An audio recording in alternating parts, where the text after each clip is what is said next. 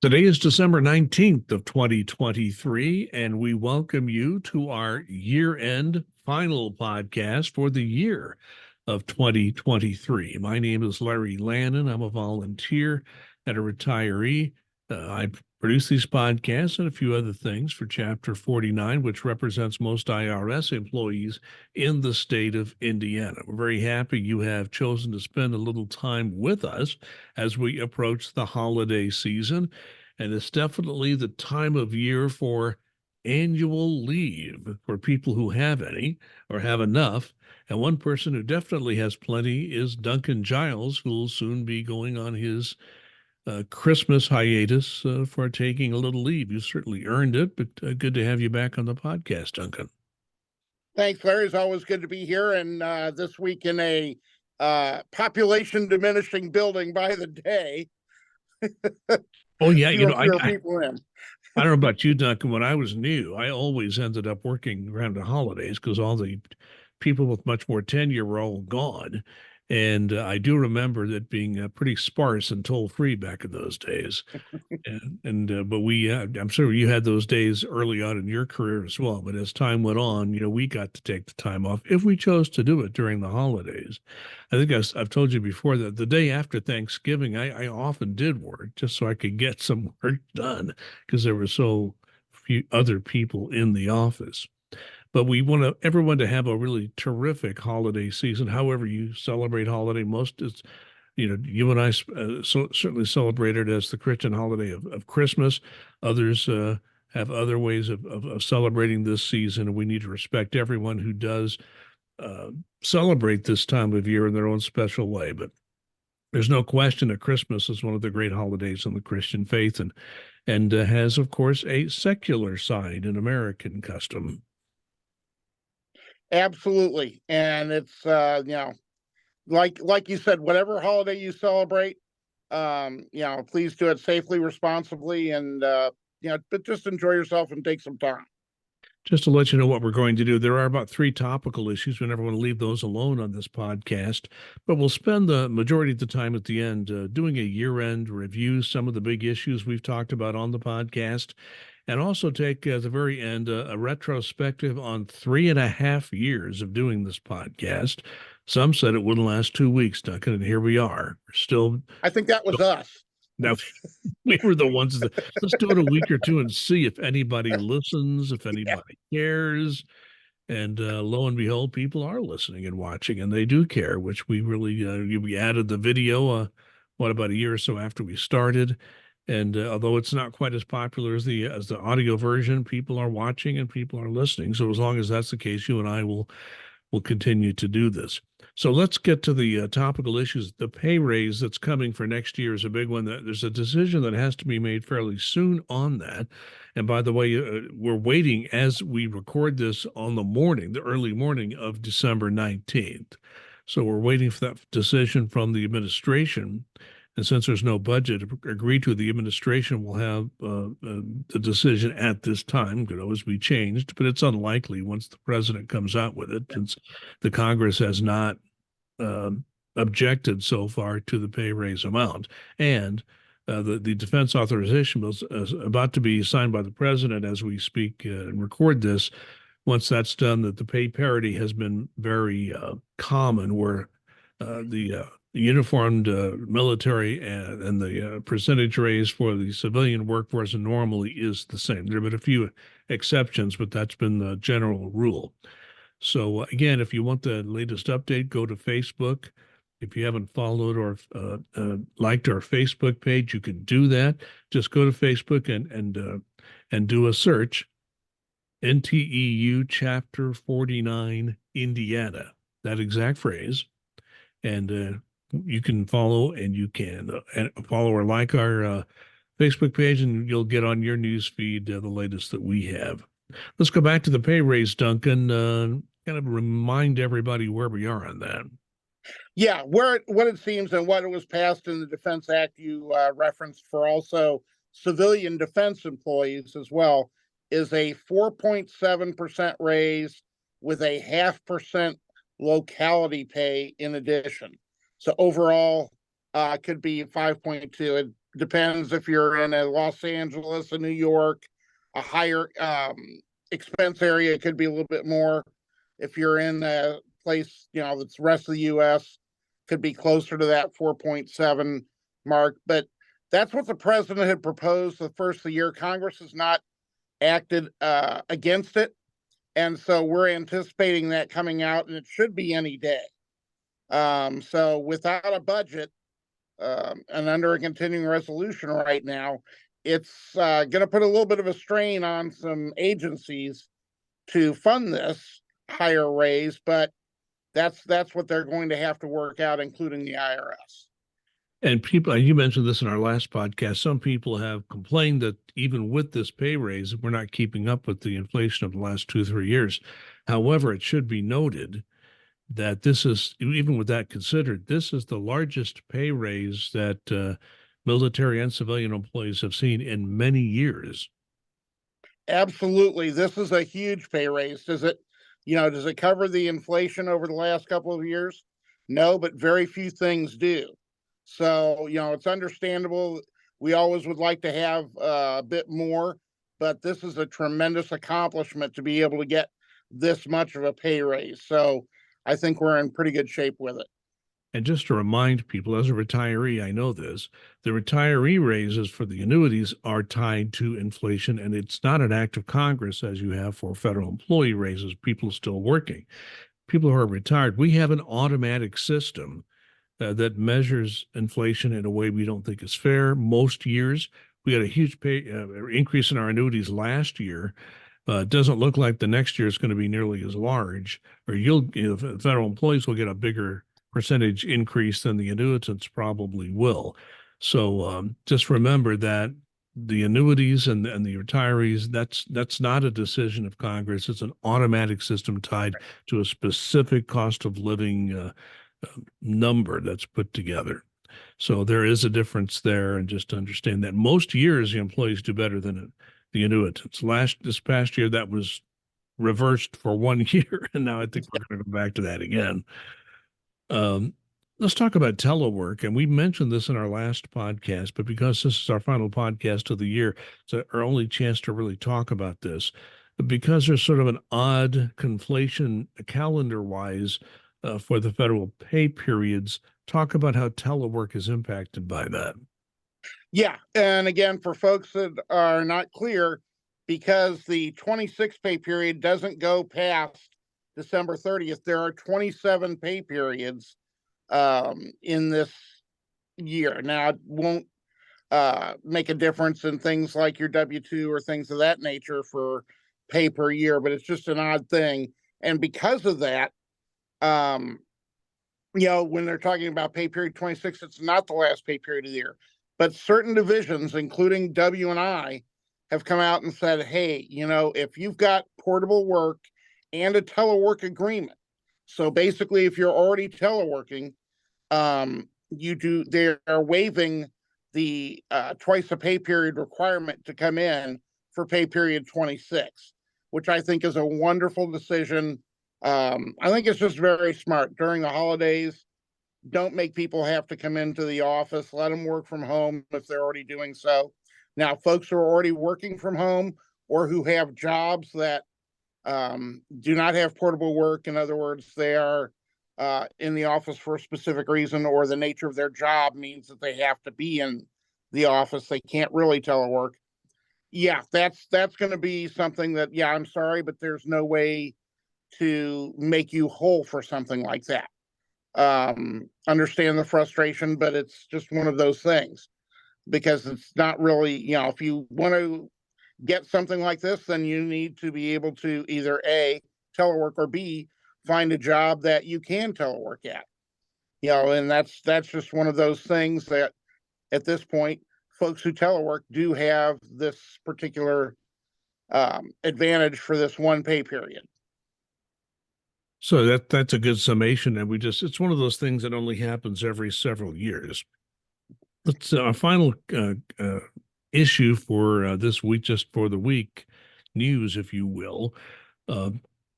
The House of Representatives has already gone on their holiday break. The Senate has just done that, I believe.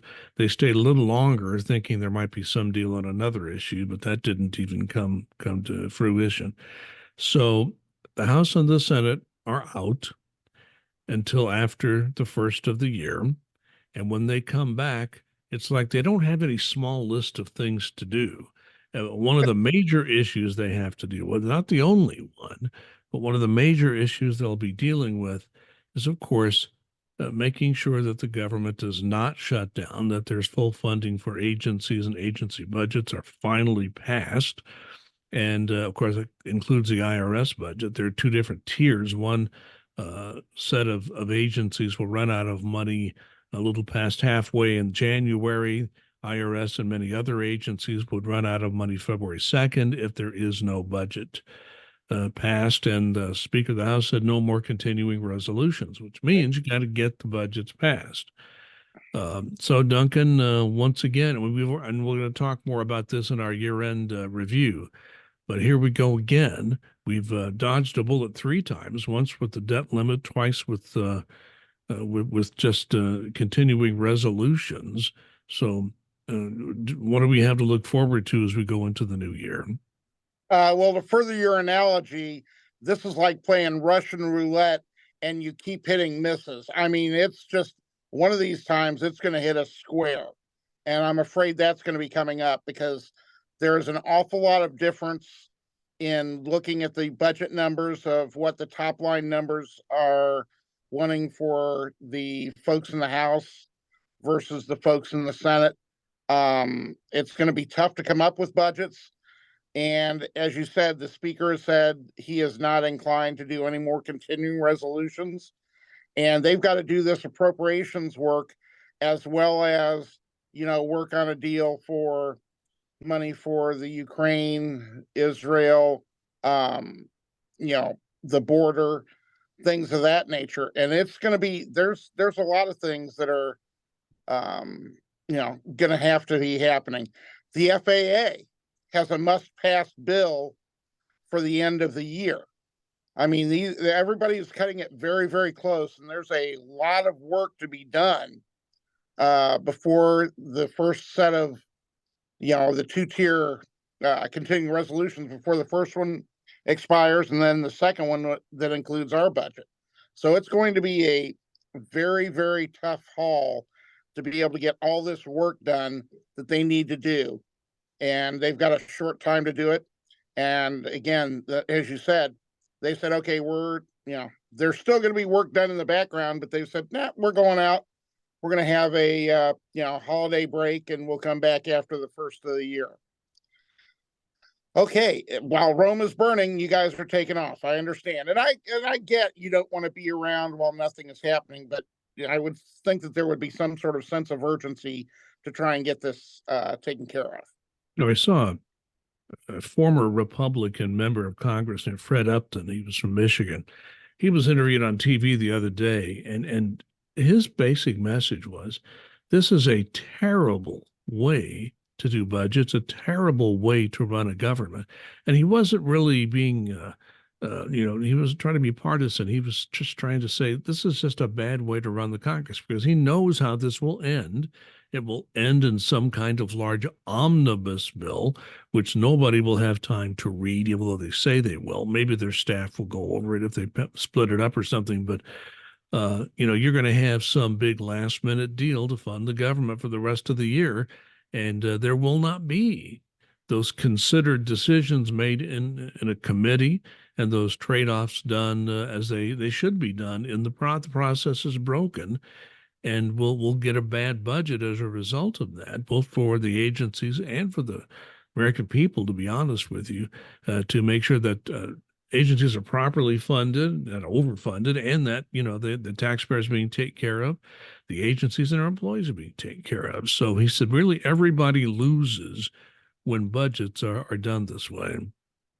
Yeah, absolutely. That's very wise words from former Congressman Upton. And I think that's shared by a lot of folks who are either former Congress people or senators, or folks who are heading for the door because they're just so frustrated with how things are going in this. Yeah, that does need to be done by, and for folks who are a little bit older, regular order. Congress needs to go by regular order, and you have to be a little bit older because that hasn't really been done much lately. So it does need to be improved. It does need to be fixed. You can't be anti everything. There has to be something where you have to be able to come together and say, okay, let's work together. Let's do something. We may not love it, but we can live with it. And everybody needs to go in with that type of attitude to be able to solve problems. Okay, Duncan, this is our last podcast of 2023. So we're going to just take a look at the year and all the issues you and I have discussed in this past year. And I want to take them one at a time.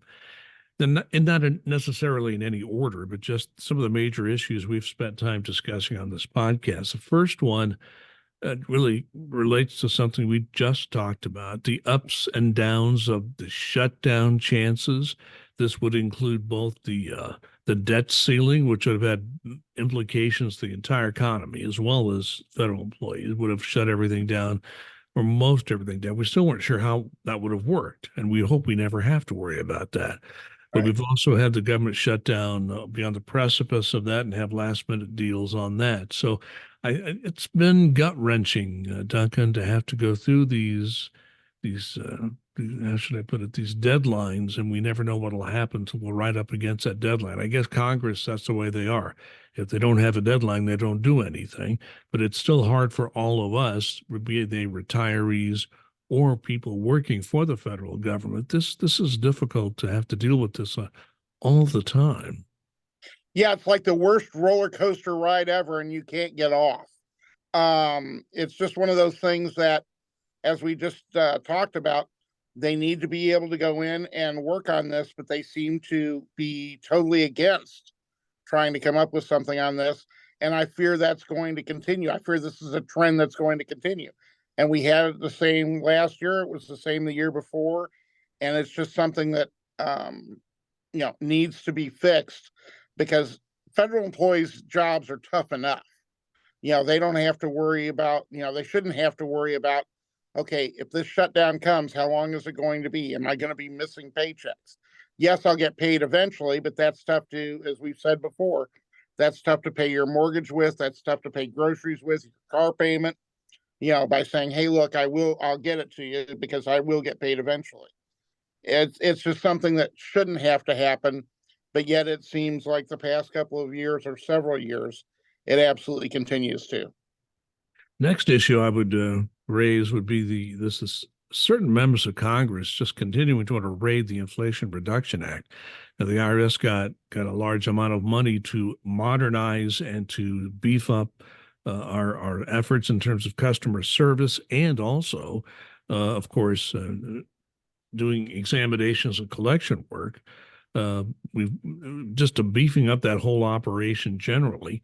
Uh, a compromise had to be made to avoid the debt limit by taking some money away from the Inflation Reduction Act the IRS is getting. There's still a lot of money in there, but I think there are certain members of Congress who will continue to come after that Inflation Reduction Act money, which was the vehicle for IRS, number one, to staff up properly, but number two, update technology to where it needs to be. IRS, I think you like to say, we have the very best of 1990s technology. That needs to change. So if there's any chance IRS can upgrade itself to be a modern tax administration agency, IRS definitely needs to have that money. Yeah, I mean, you're taking a look at it that the IRA funding so far has given us a level of service on the telephones that we haven't had in I can't tell you how many years. That now they're going to be doing callbacks where we haven't been able to do that. We're able to hire more people, not just in answering the phones, but also we're hiring more people in TAS to take care of issues when they come up.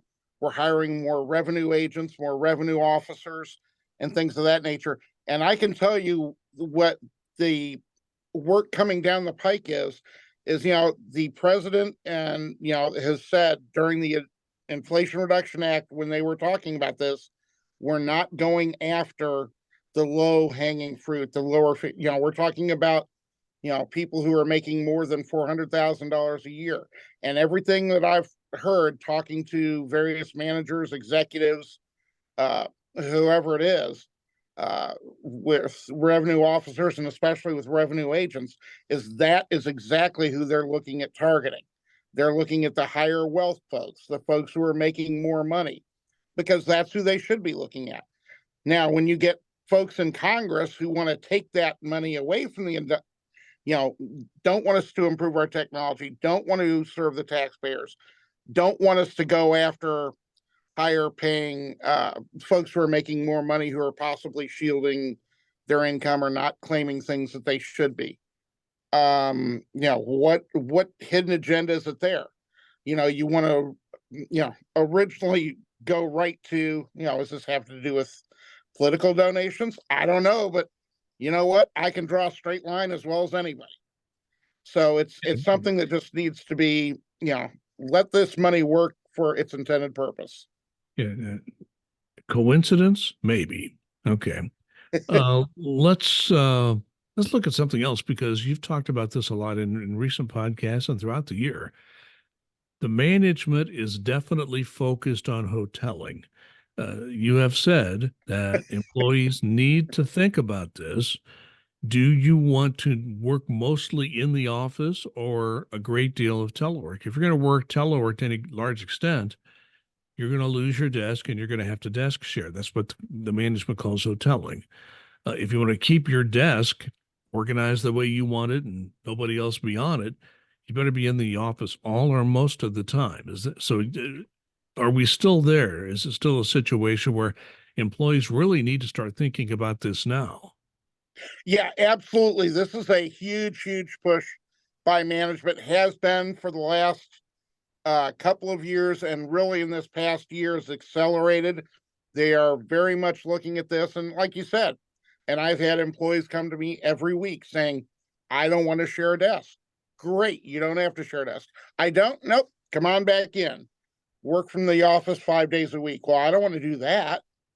I want to work from home and do that. Well, then you're going to end up being desk sharing. And it doesn't matter what your occupation is, whether it's revenue officer, revenue agent, somebody on the phone, somebody in task. They're looking at every single occupation they have, that for folks who are doing telework this, the vast majority of the time, or out in the field the vast majority of the time, plus teleworking, that they're looking at going from a 3-to-1, 3 people sharing a desk.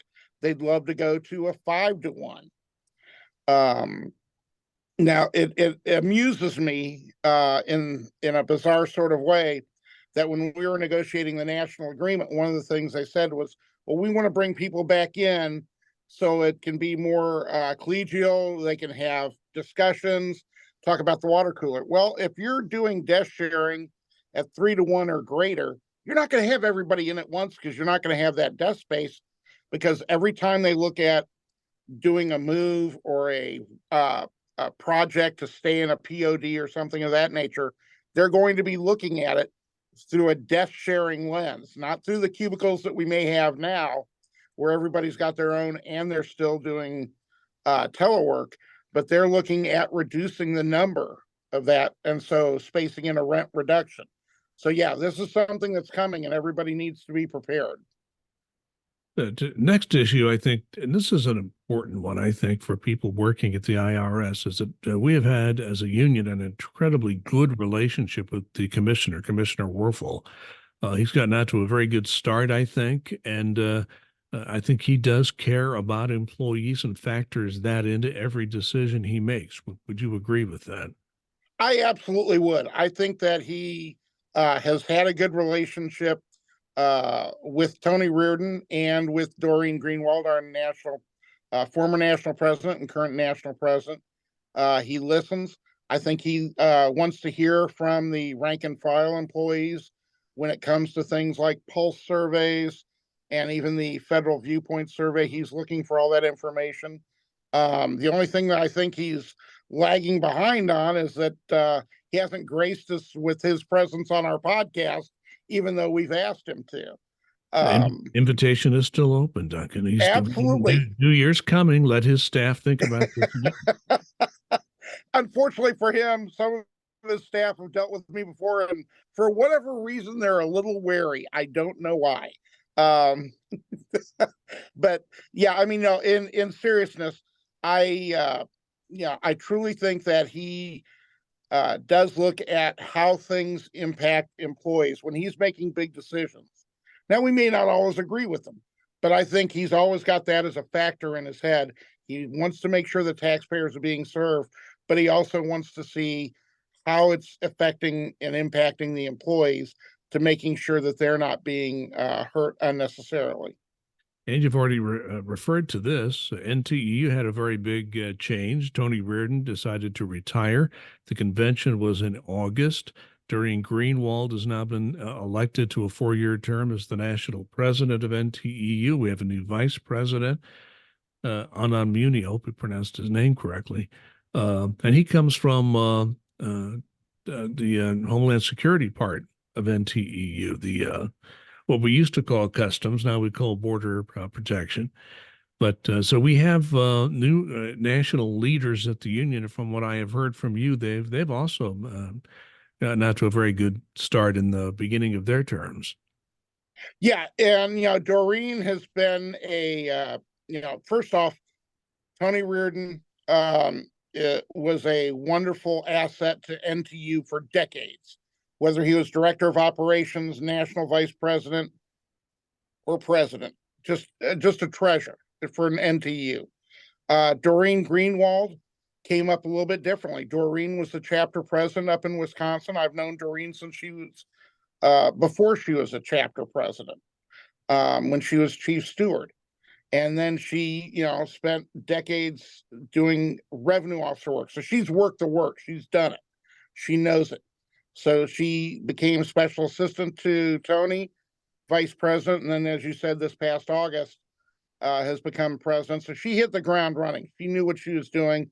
This lady is very detail oriented and believes in federal employees. I mean, she truly, truly does.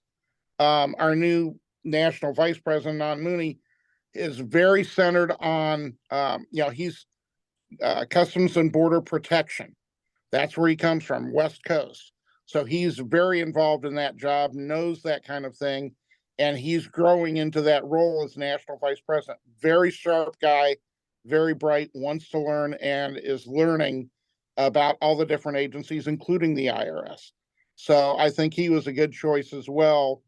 And you have to have somebody as a vice president that you're comfortable with, that you can work with. And I think Doreen felt that with Anand, and they are working very well together. And the future of federal employee representation here at the IRS is in great hands with those two. And as we wrap, by the way, anything else the past year that crossed your mind you might want to mention as something that was often discussed on this podcast? We've discussed so many different things, and I'm just happy that we've given the information out. That's the main thing that I really like about this is, we're here to give information out. If folks need it, we're here for it. If they have questions, they can send it to us. So nothing comes to mind in particular aside from what we've addressed, but I'm sure through past podcasts, there's an awful lot of it out there. Well, I thought people watched and listened for Duncan Giles jokes.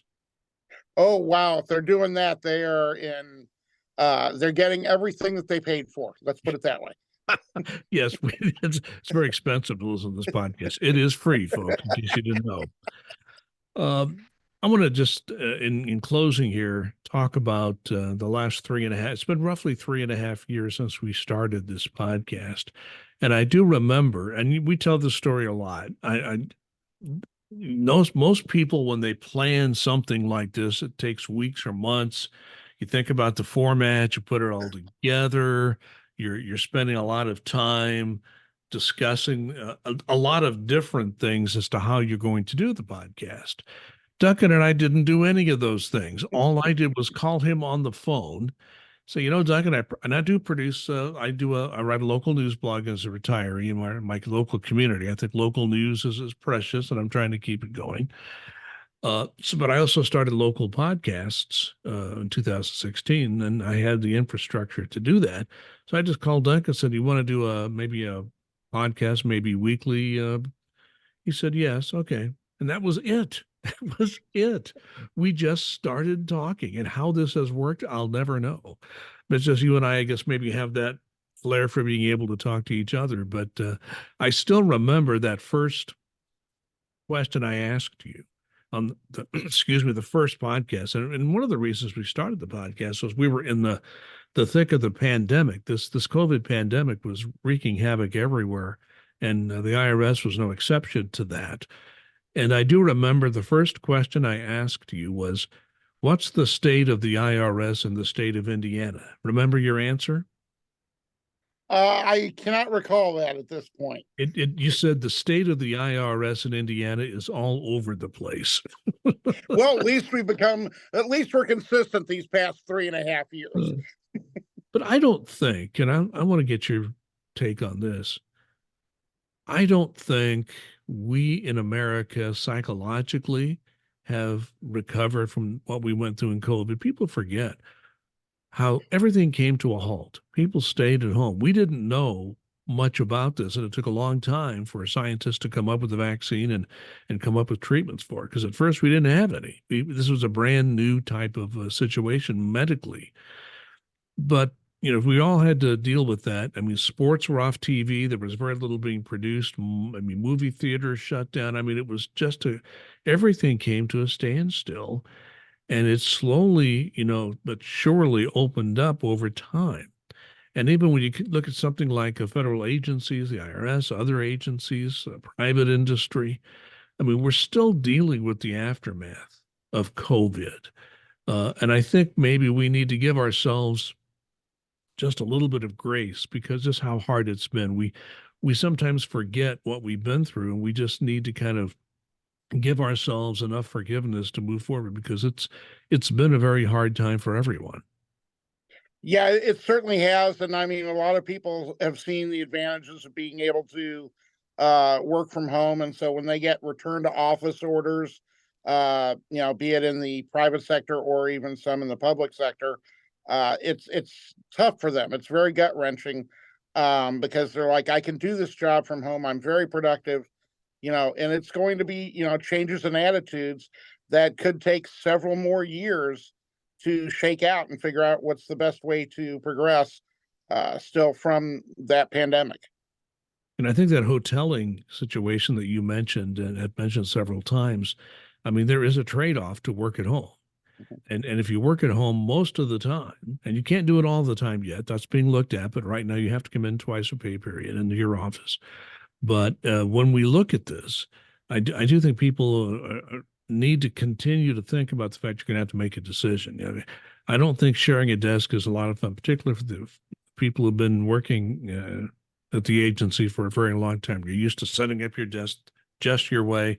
And even if you're not in the office all the time, you ought to come back and go to a desk where you know how to find things and you know how to, everything's organized. Those days are gone unless you want to come into the office all or most of the time. So I think that's another remnant of the pandemic and the government trying to adjust to the new realities we have. Of course, NTU is going to be on there and advocating for employees continues to do that. But we all have to face reality sometimes. Management does have a lot of authority in this area. And I do think that one thing we've tried to do, Duncan, over these 3.5 years since we started in the height of the pandemic is, and we forget this sometimes today, we went through some tough times in COVID. We went through all sorts of hoops. We had to go through attestations. Remember those? Oh You had to yeah. attest to whether you had this or that, and then we went through other situations where the president said you have to do this, and people said, how could the president tell us to do that? Well, we had some people in the National Union come on and say, yeah, the president can do this. We can work around the margins as a union, but he has the right to make that decision. We can't challenge on that basis. So we've been through a lot in terms of trying to update people as to what's happening. I think it's been our role just to explain what's happening as best we know it, and explain to people what is happening now and where we see the future going. And I think we'll end the year on that note as well. We want you to consider next year and hope for the best and prepare for the worst. I hate to say it, but that's the way we're going to look at the next year. Yep. And I do have a final thought of my own. I want to, this is the holiday season. So if you just finished celebrating Hanukkah, you celebrate Christmas, Kwanzaa, Yule, Festivus for the rest of us. Whatever it is, I'm all about being inclusive. It doesn't matter to me somebody's sex, somebody's race, creed, color, orientation. When I hear these people, things that are being said, it shouldn't make a difference. It should, especially this time of year, it should be inclusive. This should be a time of peace, joy, happiness, and try and bringing people together. And that's what I hope that the message everybody takes. Reach out to friends or family you haven't seen or heard from for a while during the season, and just tell them how you feel about them, wish them well, make sure that they know that if you do love them, that they are loved, because you never know what may happen next. So just be inclusive of your fellow woman or man. Well, Duncan, that's great. Great comment. We appreciate that. And you just heard Duncan Giles, our chapter president for NTEU Chapter 49. You've been listening to the Chapter 49 podcast, or watching if you're on YouTube. We appreciate the fact that you've taken time out of your day to spend a little time with us. And we have been at this for 3.5 years. And if all goes well, we think it will. We will be back in January, and buckle up for another year of the Chapter 49 podcast. So, Duncan, thank you for all that you've done the past year, the past 3.5 years to keep this going. And we thank all of you for watching and listening. That's why we continue to produce this podcast, because you're there and you tell us that we provide something that's important to you.